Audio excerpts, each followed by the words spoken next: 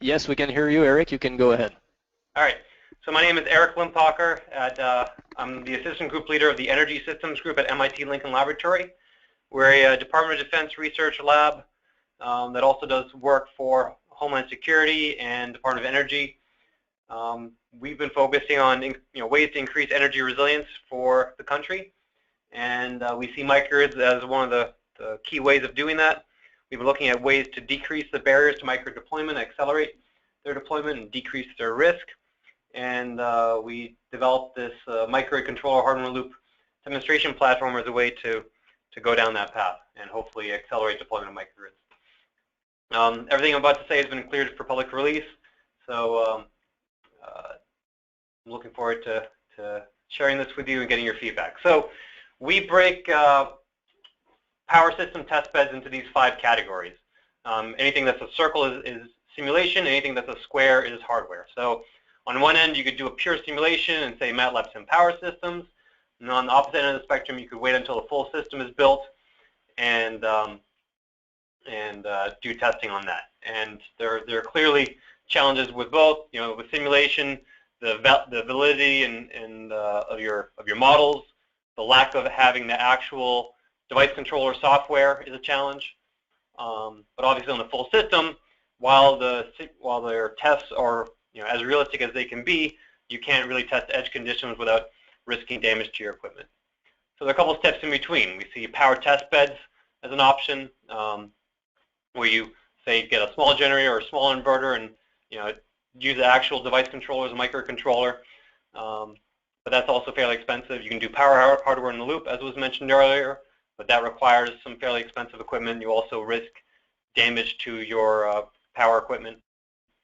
And then there's controller hardware in the loop, where you basically put all the dangerous high voltage, high power equipment, your distribution system, your inverters, your generators, your protection equipment into simulation, and you trick the actual device controllers into thinking they're controlling their target devices, and that way you can get high fidelity, high realism at a lower cost and lower risk to your equipment than if you were to do one of these other options. So for that reason, we've been focusing on developing controller hardware in a loop. This kind of covers the trade-offs in terms of cost, fidelity, and coverage. By fidelity, I mean the accuracy of your test, and driven largely by whether or not you're running the actual control code that will be in the final system. And test coverage, what I mean is, can you test the edge conditions without risking damage to your equipment? So we see controller hardware loop as kind of in the sweet spot of doing power system testing, microgrid testing, and reducing risk.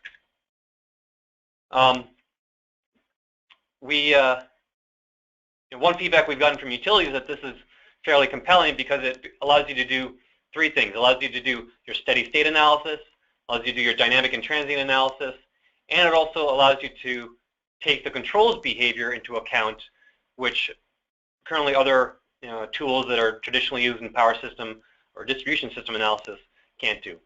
So for our simulation, we ran at a rate of 80 microseconds. You can see that's well above the Nyquist frequency for fault transients. For the power controller response, it's more than double that frequency. It also allows you to take into account the higher level secondary and tertiary control as well. So we see controller hardware loop as fairly compelling because it allows utility system engineers to do their steady state, dynamic, transient, and control behavior analysis all in one platform. So we simulated this system. It's a 8 megawatt microgrid based on real data. We got real-time data at the 1 second interval. We've got a 1 MVA and 4 MVA genset, as well as a 3.5 megawatt PV array and a 4 MVA battery. And then each one of these relays, we also implemented realistic protection functions at various places, as well as developing realistic models of the lines and transformers and loads. This is a system we ended up building up. So we've got our firewall here. We've got our Opal RT interface box, monitoring and analog I/O, the Opal RT target, and then our server and our power supply. And then this piece right here slides out, and we've got 2 actual Woodward genset controllers, Woodward EasyGen 3000s, to do controller hardware loop. I'm going to show you how those were connected in just a minute. So this is a block diagram of our setup. We've got the Opal RT unit, which is simulating our distribution system, our one line, simulating the relays, breakers, and pulling out data, phase angle, voltage, current values that can be queried. We've got a simulated PV and inverter, simulated battery storage and power converter, simulated 4 MVA genset, simulated 1 MVA genset. And then to those, we've got the 2 Woodward EasyGens controlling the simulated gensets. We basically tricked these into thinking they were controlling a real 13.8 kV genset. And then we've got the simulated controllers that we developed ourselves running inside the Opal RT unit, even though in the future we're looking to get actual device controllers from real vendors to put them outside here. We got some communication equipment. We got a firewall, a network switch that does some IP translation, and then we've got our microgrid controllers, basically the supervisory or tertiary controller, which we were testing. So I'm going to now briefly go into, or rapidly go into, how we built up this system and then what we did with it. So the first thing we did was we created a one-line diagram and a net list. We then wrote a script that would then port that net list into MATLAB Simulink model, which then gets ported into, well, we basically split into 3 cores and then put it into the Opal RT unit. So that's the first step. Second step is we developed power electronics models and machine models for the inverters, the battery power converter, and the genset. We put those into the Opal RT model. We then got real-time load data over the course of our test window, which I think was, so we had one test that was 15 minutes and another test that was 2 hours. So we put those in as stimuli. We also put in 2 motors, so to test the inrush current, but we haven't had a chance to test that yet. But that'll be coming up soon. Then we developed some device controllers. So we developed a software to mimic a SEL relay. We developed our own PV inverter controller, an average, based on the average PV inverter model. We developed our own genset controller and battery controller all in software. So we're looking to replace those in the future with actual hard controller in the loop, as shown here in this diagram. So we did get to the point of integrating a Woodward EasyGen 3000 to replace our simulated genset controller, and we were able to swap back and forth running our simulated genset off the EasyGen versus running it off of the our own software controller as a way of validating our control logic against the way that the EasyGen was running. We plan on doing that in the future for both the relays and whatever commercial inverter controller we end up getting. This shows a kind of more detailed diagram of how we tricked the Woodward EasyGens into thinking that they were controlling a real genset. So we had a model of the motor generator as well as the 2 circuit breakers. We created our own model of the governor and AVR. And then we, in the Opal RT unit, took out the tachometer, voltage, current signals, which come out at 16 volts AC. And then we worked with Opal to develop an interface box, which then translates those, with small transformers and voltage to current converters into the signals that the Woodward EasyGen expects to see. So we take 16 volt AC measurements, convert those into 120 volt AC, and then those get fed into the Woodward EasyGen, which then feeds out or controls the simulated genset with the an AVR and governor signal.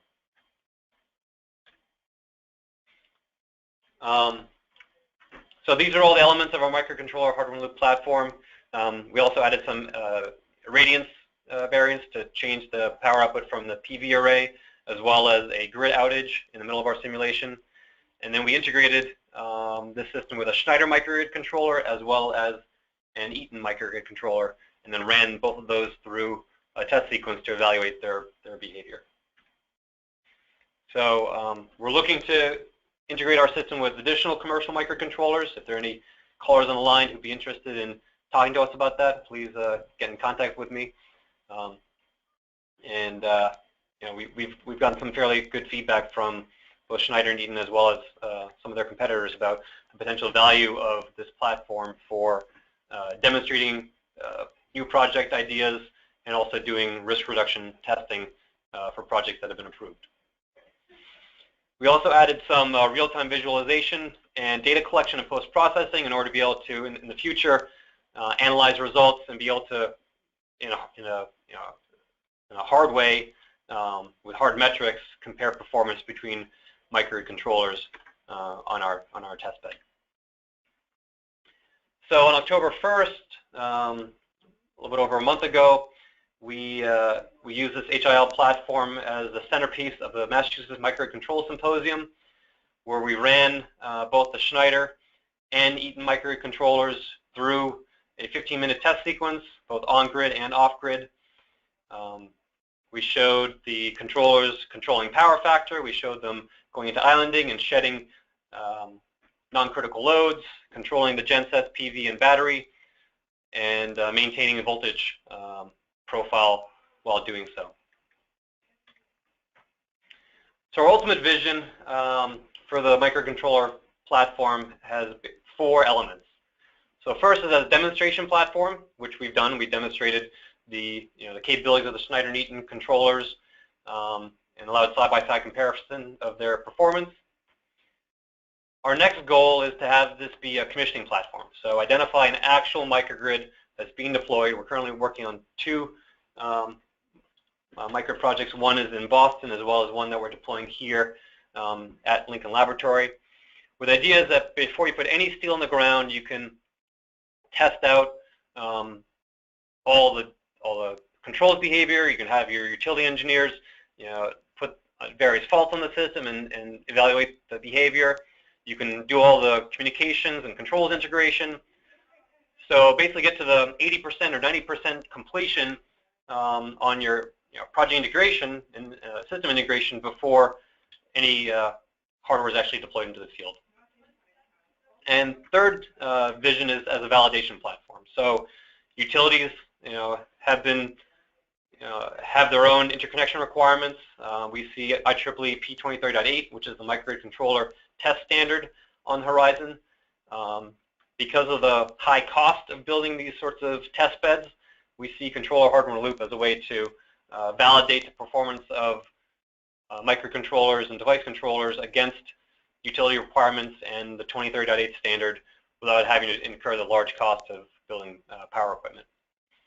And then what will undergird all this is an open source project that we're looking to develop that basically develops a repository of device models, test feeders, test scripts, interfaces, conversion scripts that the microgrid industry will be able to access based on joining a consortium as a way to help accelerate deployment.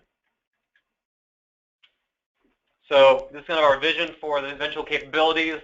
Have actual device controllers and interfaces developed for all the different ERs that are out there, as well as protection devices. Be able to integrate the full set of microcontrollers that are out there in industry. Then also integrate with DMS and third-party service providers in order to test out the behavior and controls and integration of not just microgrids, but also other distribution system projects, such as large-scale DER deployments, self-healing distribution systems, and whatnot, as a way to decrease the utility's perceived risk, decrease the perceived risk from project developers and financiers, and also allow engineers to do the integration and testing well in advance. Now, this captures what I see as elements of eventual open source repository. Test feeders, sorry, let me go back up. So the foundation is the hardware in loop platform. So you've got conversion scripts in order to get it to OPAL-RT. You've got validated device models, like for the gensets and power converters, ideally validated by the vendors themselves, and then validated device controller software for the cases where you can't get the controllers on your benchtop. Then the next step is to build up the control in the loop repository, so getting the interface circuitry that I showed earlier, actual physical circuitry in order to trick the device controllers into thinking they're controlling their actual targets, developing that interface code, and then also the communication interface translation code. Once you have that, then you can develop tests based on that platform, test feeders, test stimuli, and post-processing scripts for evaluating test results. And I see all of this eventually going into this open source repository, for which we've gotten a fair amount of interest from industry and utilities and project developers. So I know that was a whirlwind tour of our project. I want to acknowledge our sponsors, Sarah, Mahmoud, and Jalam Apar at DHS S&T, Dan Tan at Department of Energy, Office of Electricity. There were a number of divisions at the lab that worked on this effort. We had a number of excellent collaborators in industry and in the government sector for making this happen. And here's my contact information for anyone who would like to reach out to me.